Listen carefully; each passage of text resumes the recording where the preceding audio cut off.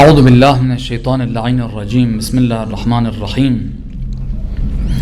الحمد والثناء لله رب العالمين بارئ الخلائق أجمعين باعث الأنبياء والمرسلين، ثم الصلاة والسلام على سيدنا ونبينا وحبيب قلوبنا وطبيب نفوسنا وشفيع ذنوبنا أبي القاسم المصطفى محمد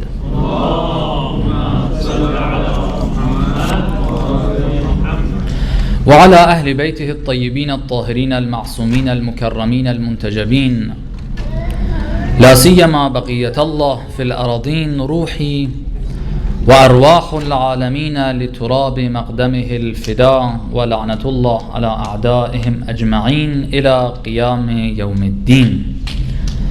For the hastening and the return of our Imam, please recite a salawat.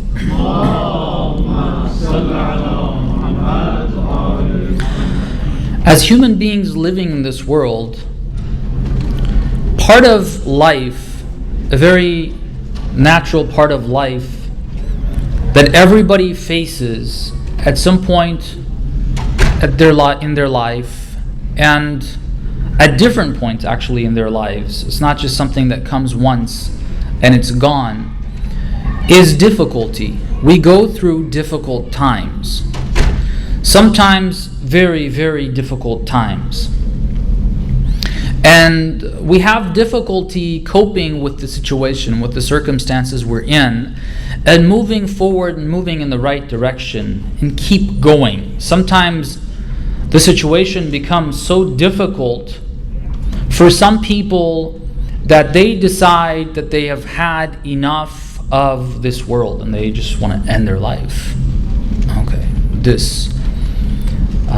I don't know what the percentage is here, but generally speaking in the West, it's got a relatively high rate. Okay, some places you have more of it, some a little less. But I was watching a clip of a brother who had converted to Islam, and he's actually from this area. You might know him. There's no need to mention any names, but he said before he became Muslim, one of the reasons maybe that led to him becoming eventually Muslim was that he had to leave his father. His father and mother were divorced. His father is down in San Jose. His mother is, I think, in Sacramento, if I remember correctly. And at some point, he's living with his father, difficult times. His father does not have a place. He loses his job, loses the house, living on couches. Not really much there for them. He's sent to his mother. His mother has had a previous experience with him, and this brother is not able to cope with his stepfather, so the mother doesn't want to let him in for various reasons. So he goes to his sister's place. His sister says, you have 3 days. You're either going to find a job or you're going to leave. Okay. And in 3 days, he said, I went and checked it out, tried to find a job. I couldn't find it. On the third day at Dhuhr time, around noon time, called my sister up and said, this is the situation. I've tried, but I haven't found any job. She says, okay, then you got to leave, sorry. So he goes and he just thinks that, okay, I'm seriously becoming homeless here. There is no place. I can't go down to San Jose, Sacramento. Family, nobody's allowing me to stay with them. I'm going to be on the streets, and I've had enough of this. You know what? I'm not going to go through this. And he just takes, I don't know, a whole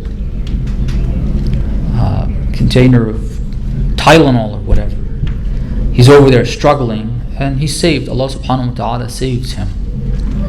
Some people reach that state in their life where they feel that they don't want to continue any longer. They don't have a reason to continue. For some people who don't believe in God and the day of judgment and there being a life after death, I was talking to someone who was an atheist. We had a conversation over about 2 hours long. And at the end, where I felt a little more comfortable telling him this, I really don't know how a person who doesn't believe in God can continue with this life anyway. There's so much trouble, there's so much difficulties in it. Yeah, sure, there's certain things that you enjoy, but there are many things that you don't enjoy.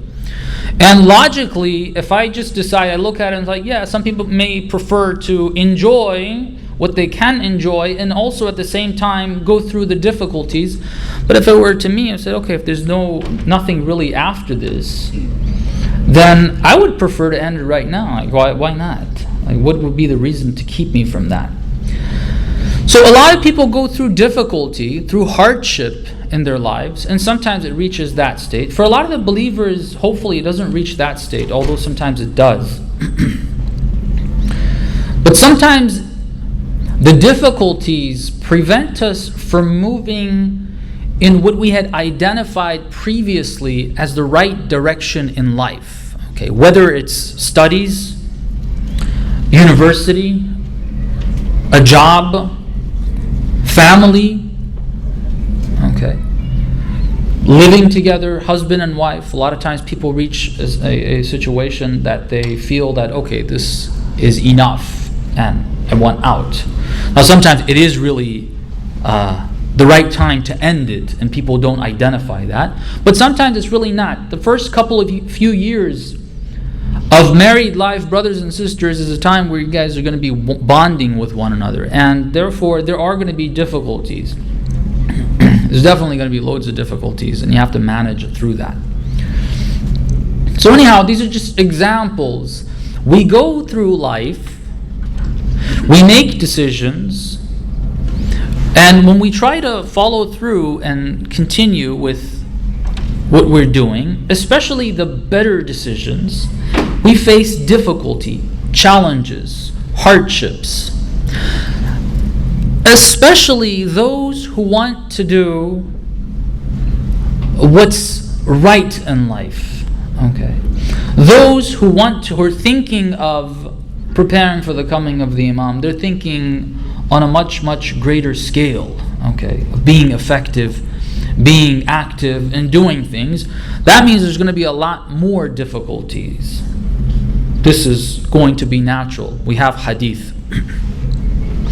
Prophets whom were sent by God to change the way society thinks, the way society lives its life.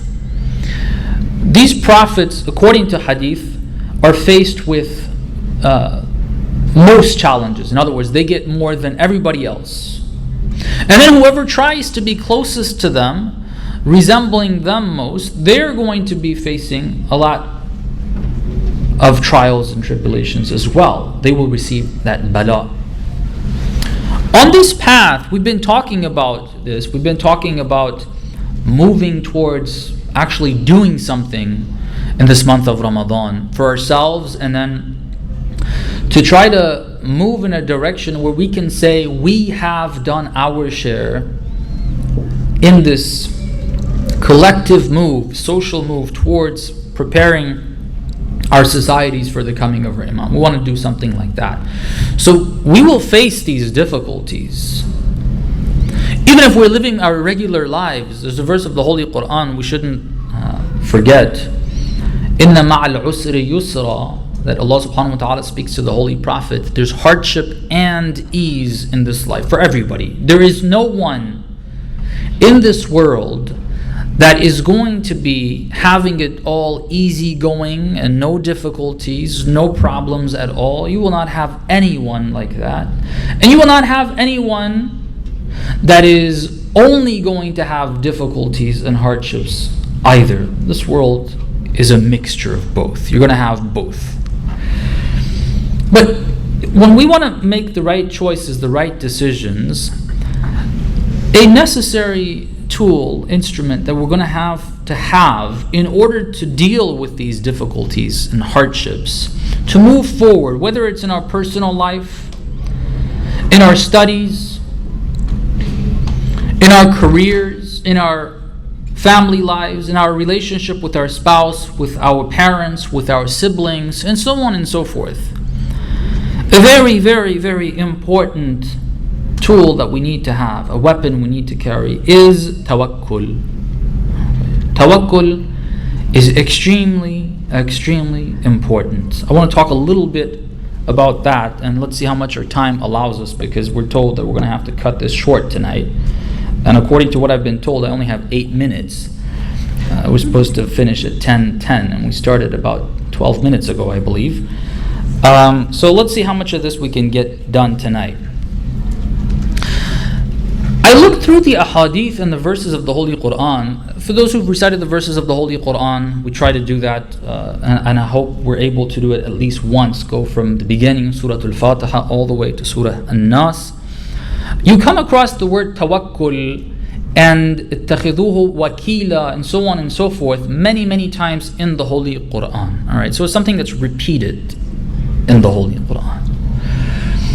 When you look at the ahadith, there's really a wide range of ahadith talking about this, and there's very interesting and beneficial concepts that we learned from these ahadith. I'll share a couple before we get into the idea of what tawakkul actually is.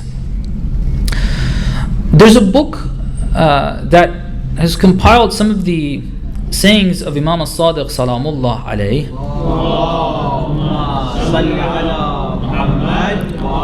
In that I found this saying about tawakkul. I think it's 40 something or 50 something chapter of the book. It says التوكل كأس مختوم بختام الله عز وجل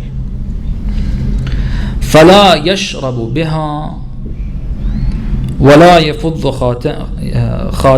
ختامها إلا المتوكلون. Tawakkul is like a cup, okay, كأس, a glass that's very sacred, and you can use it for very spiritual content. We have metaphoric language used in our ahadith and in the verses of the Holy Quran. Whenever you have talk of something spiritual, all right, the language that is used is going to be metaphoric. Okay. It says this is a glass. Usually in a lot of the poetry, and even in the verses of the Holy Quran, you find this, okay, where there's talk of some drink, something, even the word khamr is used with regards to what the believers are going to be having in the hereafter. Okay, but it doesn't have the effect that it has here. Okay, it doesn't have the same alcoholic effect that when you drink it here, people get intoxicated. It doesn't have that negative effect. But the reason why that's used is because it's a feeling that you really, you kind of leave your regular senses, your regular mood, and it's something you kind of get high in a sense. Okay, you leave your regular mood and the way you are. You're not normal anymore when you drink that. Okay, so tawakkul is compared to that, and it says it has a seal on it. It has a seal on it. You can't drink from it, or no one can drink from it except for the mutawakkilun. It's funny. Whoever does tawakkul, they're going to be able to drink from it. Okay, so it's tawakkul, and you're not going to be able to get it unless you do tawakkul. All right. In other words, it's really not describable. It's something that cannot be described. The only way you can feel, the only way you can understand what you're going to get is if you go through the experience. Okay, that's the only way. I can sit here and describe to you, all of you guys are into spices, well, most of you, or a lot of you, whoever comes to SABA is definitely familiar with spices. All right, if you hadn't, let's just assume you never had those spices. Okay, in some village in Iran where they don't have any spices, okay, they don't know what that burning feeling is that people die for, okay, sometimes, or die of maybe sometimes. If you want to describe the feeling to them, you'll have a difficult time. You can't really describe that. You can say it's similar to something or the other, but the only way to actually know what it is to feel it. You have to feel that pepper on your tongue, then that's when you're going to know what it really feels like. Or other tastes. There's certain things that you can't describe. Okay, the first time I think I was told about avocados, and somebody was trying to tell me how it tastes, and they weren't able to convey that to me. For some reason on the East Coast I'd never had it, and then many years after my experience in America, maybe about 4 or 5 years ago, first time I had it, they tried describing it to me, and there's really no way to get across what it tastes like. Okay, and like, okay, you just have to taste it, right? And that's what I had to do, and I love it. So the hadith is this: it's explaining like what it's kind of similar to. You're getting the idea that it's something very, very special, but the only way you're going to taste it is you got to go through the experience. You have to rely on God. You have to give that trust in God to feel what it's like. Okay. Another line in that same hadith, which is very interesting, is this. It says, جَعَلَ اللَّهُ التَّوَكُّلَ مِفْتَاحَ الْإِيمَانِ. Allahu Akbar. This is like really amazing. For those who are looking for spiritual steps and the keys to that, this hadith is giving it to us. It says, tawakkul is the key to faith, iman. If you want real faith, you got to go through the experience of tawakkul. If you're not willing to put your trust in God, we'll explain what that exactly means a little more. If you're not able to do that, then you really don't have the door of iman opened on you. You have to unlock that. It says, وَالْإِيمَانُ قُفْلُ التَّوَكُّلِ. It's the lock. Iman, faith, is the lock. Tawakkul is the key. Alright, you have to use tawakkul. This is how important tawakkul is. In the Holy Quran, just one verse, if I may read, in Surah Al-Muzammil, verse 9, Allah subhanahu wa ta'ala tells us, He says the following: Rabbul Mashriqi wal Maghrib la ilaha illa huwa fattakhidhu wakila. And this is moving us in the direction of understanding a bit more what the reality of tawakkul is. What is it? When we say you need to have trust in God, what does that exactly mean? When we say you need to have tawakkul, what does that exactly mean? Alright. This hadith says, let me give you just a rough translation. Rabbul Mashriqi wal Maghrib, the Lord of the East and the West. Okay. In one of the other verses we have Rabbul Mashriqayn wa Rabbul Maghribayn, or the other way around. It has two Mashriq and two Maghrib. Do we have two Easts and two Wests? I don't think you have two Easts and two Wests. It's either going to be East or it's going to be West. Allama Tabatabai explains that is to try to emphasize the idea that He's all encompassing of the entire globe, the entire universe. Okay. So Rabbul Mashriq wal Maghrib is kind of trying to give us that as well. It's just less emphasis there. The Lord of the East and the West. He's not the Lord of the East only. He's the Lord of the East and the West, the whole globe, the whole universe. And Lordship. Okay. Lordship means that authority, that control, and everything is under His control. Rabbul Mashriq wal Maghrib la ilaha illa huwa.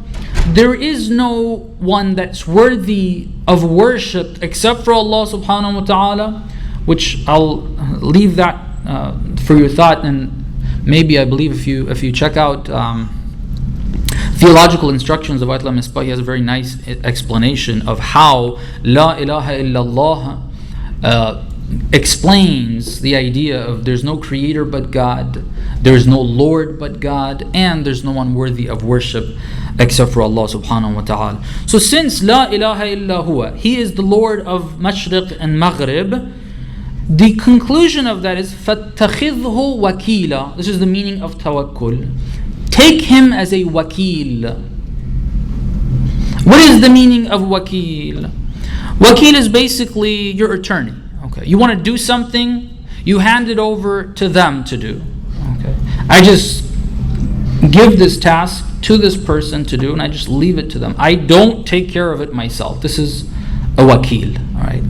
So since He is the Lord of the East and the West, and there's no one worthy of worship except for He, then you should فَاتَّخِذْهُ wakila.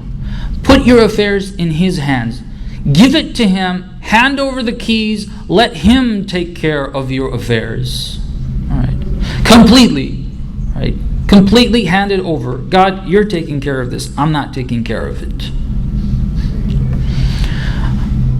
What does this exactly mean? Something that I think all of us have been told already. We know this is not what it means to say that I'm going to sit home and say, God, I'm handing over the keys. Please provide me with sustenance. Give me a meal. Okay, I need burgers, or I need this, or I need that. Okay, and then somehow it's going to come to you. This is not tawakul. You've all, I think, heard the story of the Holy Prophet going back and tying his camel when he had left the camel without tying the knee. That's how you get the camel to stay. All you got to do, because it can't stand up. If you tie its knee when it's on the ground, if you tie the knee, it's not going to be able to get up. Okay, so he left it first, then he came back, he tied it up. The Ashab said, oh, well, what about tawakul? Couldn't you trust in God? He said, well, you tie the knee and you trust in God. All right, because there's a misunderstanding there. Most of us hear that, and what it does to us is that it kind of pushes us. I feel what that does is that it puts us at the other extreme. It causes us to not actually do tawakkul. The way we understand that example, the way we understand that explanation, it leads us not to be able to do tawakkul. Like, okay, we're supposed to take care of things. There's something called tawakkul, we don't quite understand it, and we're supposed to take care of our work as well. When we look at the verses of the Holy Quran, we find Allah subhanahu wa ta'ala in one verse addresses the Holy Prophet. And he talks about the relationship of the Holy Prophet with the people. We're supposed to think, and then he says, وَشَاوِرْهُمْ فِي الْأَمْرِ, in the affairs of the society that you all are living and the Prophet is leading. He says, consult with the people, speak to them, discuss matters. Sometimes I may not have an expert. Now this is not the Prophet, okay? The Prophet of Allah subhanahu wa ta'ala, he has got all the information needed to run the society. He doesn't need anyone. But there's reason why he, even the Prophet of Allah, is told that you need to involve people in this thought process of deciding what is going to happen in that society. Okay, I don't want to get into the reason why the Holy Prophet had to do it, but for someone like any of us that's leading a group of people, you have to speak to experts, people that are going to have a better idea maybe on certain topics. You need to talk to people, get their opinions. After going through that, then it says, وَإِذَا عَزَمْتَ فَتَوَكَّلْ عَلَى اللَّهِ. Okay, you come to a decision. This is the right thing to do. I need to do this. Okay, or I need to do the other, or whatever decision it may be. Then he says, at that point, when you make that decision, it doesn't say move forward with the decision. It doesn't say shawirhum fil amr and then move forward. It says shawirhum fil amr wa idha azamta fatawakkal ala Allah. When you come to a definite conclusion, then trust in Allah subhanahu wa ta'ala. Some of the ulama have explained that by saying, look, you decide to do something, you've studied it, you've learned that this is the right decision to make, this is the right course of action, this is what I need to do. As an individual, as a family, as a community, this is what we need to do. But in doing it, you leave the conclusion to Allah subhanahu wa ta'ala. You give the keys over to Him. God, I did my share to try to understand what's right and what's wrong and figure out what I need to do, but me taking these steps towards doing it is something that I'm going to leave you to do. Okay, I'm having trouble here trying to figure out if we have enough time to continue with this, or should we? The program is still going on. Let me just check and come. Right. Okay, recite salawat, please. No point in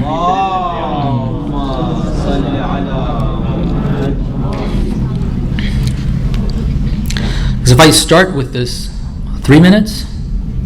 3-4 minutes. Yeah, if I want to start with this and then cut it short, it's really not going to get anywhere. I either have to cut it right now or go on for another 10, 15, 20 minutes. Probably go another 10 to 15 minutes to get me. You sure? Yeah. Okay. I'll recite another salawat, please.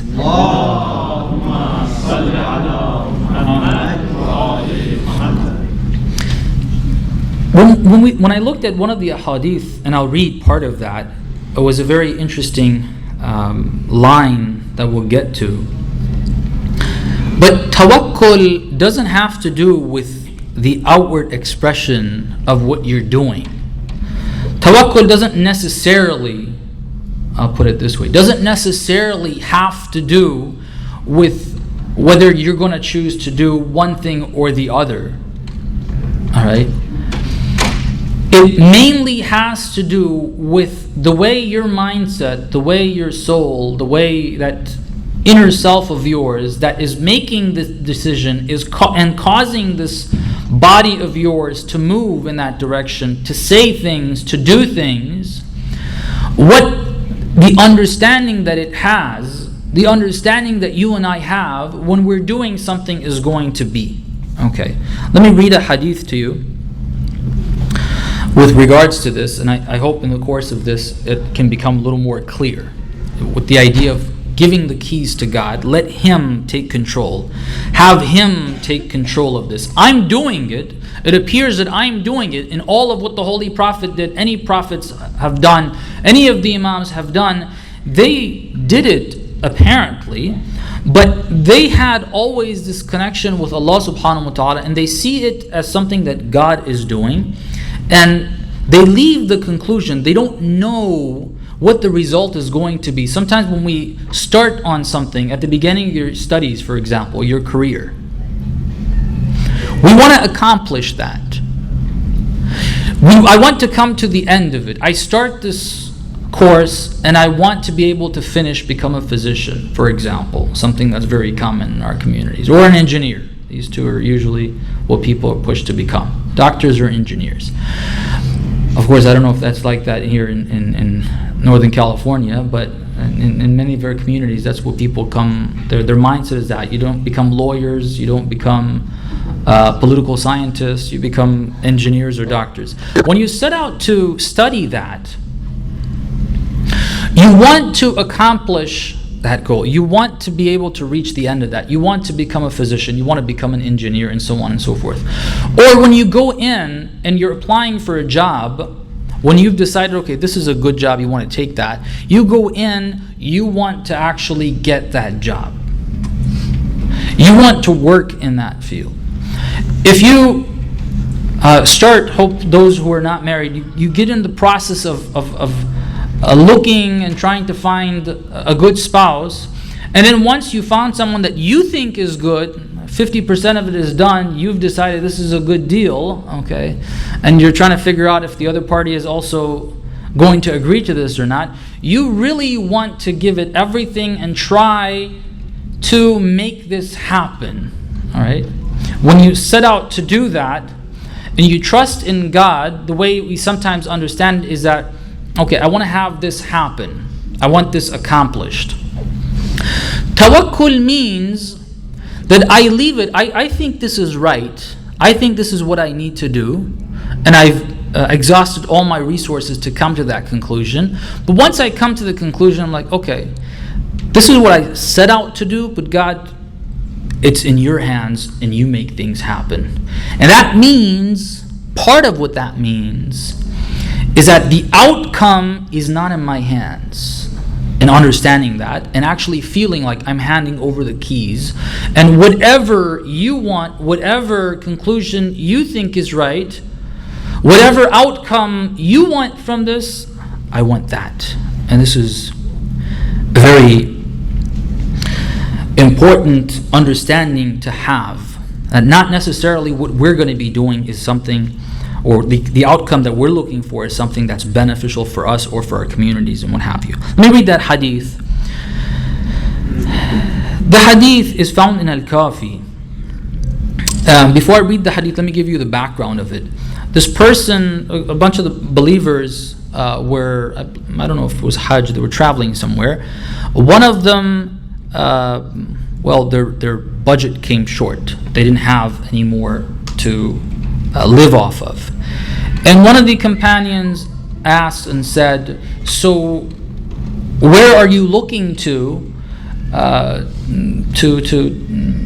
make ends meet? What are you going to do from here? Who are you going to be relying on? And he gave the name of someone. And one of the companions said, you're in deep trouble. If you're going to rely on that person for your sustenance, you're in deep trouble. Why? He said, well, I heard this from Imam al-Sadiq salamullah alayhi, that said, quoting Allah subhanahu wa ta'ala, saying, وَعِزَّتِي وَجَلَالِي وَمَجْدِي وَارْتِفَاعِي عَلَى عَرْشِي. Allah subhanahu wa ta'ala is swearing by His izzah, His might, and other attributes that He has, His highness, and so on and so forth, that لَأُقَطِّعَنَّ أَمَلَ كُلِّ مُؤَمِّلٍ مِنَ النَّاسِ غَيْرِ بِالْيَأْسِ. If you have in your heart, again, it has to do with the way you feel about things, the way you see things, the way your heart wants to rely. If anyone has hope in any person, anything except for Allah subhanahu wa ta'ala, he swears, according to this account, that I will cut that hope, I will turn that hope into hopelessness. Okay. In other words, you're not going to get to what you wanted if you rely on anyone except for Allah subhanahu wa ta'ala. Recite salawat, please.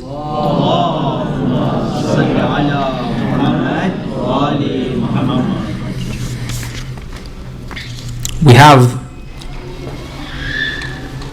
one hadith about an example of this, that some people want to engage in marriage with a family, for example, because of the wealth of the girl's family, the girl's father or whatever. The hadith says, if that's the reason why you want to get married to this person, then I will leave your sustenance with them. Okay? And they will prove that you are going to be, as this hadith also continues to say, you are going to be humiliated and you will not really be receiving that sustenance the way it should be. Okay? The way you look at it, the way you understand it is going to make a huge difference. According to this hadith, it says, if you want to trust in anyone except for Allah subhanahu wa ta'ala, Allah is going to break that trust. Allah is going to show how that trust is very wrong. Sometimes for some of the believers, some of the even non-believers that are good people, to guide them, Allah subhanahu wa ta'ala shows them in this world. Allah subhanahu wa ta'ala shows them in this world. I had a very interesting experience in JFK airport once, when I was reading this hadith, that the images very vividly came back to me of that scene. JFK is one of those airports that, they'll give you trouble. Alright. You just have to look Muslim and they'll give you trouble. Alright. And obviously I don't travel with my amama, but I have a beard, and it's not too difficult to spot me. Of course, I've had experiences sometimes that in some of the very racist parts of this country, like in Texas, I guess I've passed as one of them, but sometimes people have been able to spot me from a mile away, which I would expect. Anyway, so I'm walking out. This is the gate where I'll be leaving. The guy who checks the customs form, there's somebody standing beside him. It's a police officer, and he takes it from him and tells me to go over there in the back, and he wants to do some, ask some questions or whatever, check my bags.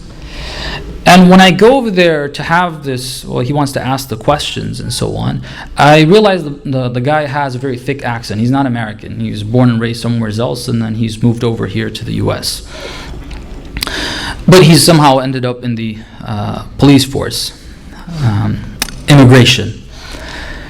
He checks my stuff to a certain extent, and I could sense that all this guy wants to do is just give me a heck of a time just because I look Muslim. All right, that's the only reason. Otherwise, there's nothing there.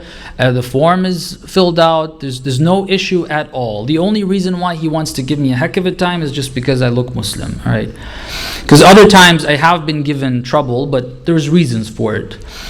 But this time was just because I looked Muslim. I could easily tell. And this guy he took me, after he checked all my stuff, he didn't find anything that he would feel that he could give me trouble on. He takes me to the immigration office. This is customs. He's checking me in the customs section. He takes me to the immigration office, and one of these white police officers comes after he shows him the documents. I started feeling really sorry for this guy. Really, really, really sorry for this guy. He was doing this, I could tell, and you see this. A person who's come into this police force is someone that is alien, someone that's not one of them, and he's trying to do more than a white cop would even do, all right, just to prove himself and have himself be accepted by these guys. All right, he has that problem. I don't know if you've seen that or not, but it's very, very common. When you're an outsider, you want to come in, you see what they kind of do, and you go overboard with that. Okay, so what he's trying to do is basically prove to his bosses that he's more racist than they are. Okay, so he's taking me into the now immigration office. Okay, and he puts the documents there. The boss comes out, and I'm going to be done in a couple minutes. Yeah, the boss comes out, and he's walking with me in front of me. All right, I am here, the person who this guy is brought over, and these are two cops. In front of me, he starts just bashing the guy, like, what the hell are you doing bringing this guy here? He's an American citizen. What do you want me to do? Revoke his citizenship? Okay. And just back and forth, just bashing him over and over. I just started feeling sorry for the guy. It was like, I feel for you, man. If you want to get your sustenance from someone else, and you want to bend backwards for them, for a person that Allah subhanahu wa ta'ala wants to help, they will see how that trust is going to be broken. No, this is an extreme example, all right, a very extreme example. But all of the examples are not like that. Many times in our lives, we have gone through this process. Allah subhanahu wa ta'ala says, if you trust anyone except for me, I promise you that I will break that trust. For good people, it happens here in this world. They see it here in this world. For some people, they trust different people. They're able to accomplish what they wanted. But at the point of death, like Fir'aun, he trusted in many things that he had. At the point of death, when he's about to drown, when it's too late to go back on anything, he realizes that all of what he had trust in is gone. There's nobody there to save him. Okay? Absolutely no one. God forbid we're of the second type, people who don't get that warning in this world and they get to see the breaking of that trust in the hereafter. The hadith continues to say, وَلَأَكْسُوَنَّهُ ثَوْبَ الْمَذِلَّةِ, which I explained in that example. Allah subhanahu wa ta'ala says, I will show this person, I will put on, I will make them feel that dhillah, that lowness and being disrespected, عِنْدَ النَّاسِ. And it continues. But I think we got the most of it out, and we have got to, I believe, end this talk. We hope that Allah subhanahu wa ta'ala gives us the tawfiq to hopefully continue with this where we left off tonight, tomorrow night. We ask Allah subhanahu wa ta'ala to help us understand Him. We ask Him to help us put our trust in Him. We ask Allah subhanahu wa ta'ala to hasten the return of our Imam. We ask Him to help us become of His true companions.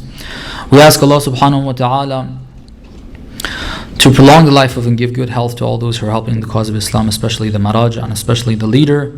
We ask Him to forgive us all of our sins. We ask Him to provide all of us and all believers with their needs and their health and whatever else they need. We ask Allah subhanahu wa ta'ala to relieve all the people of the world of the oppressions that they're facing. Bin Nabi wa alih, rahimallah man qara al-Fatihata ma'as salawat.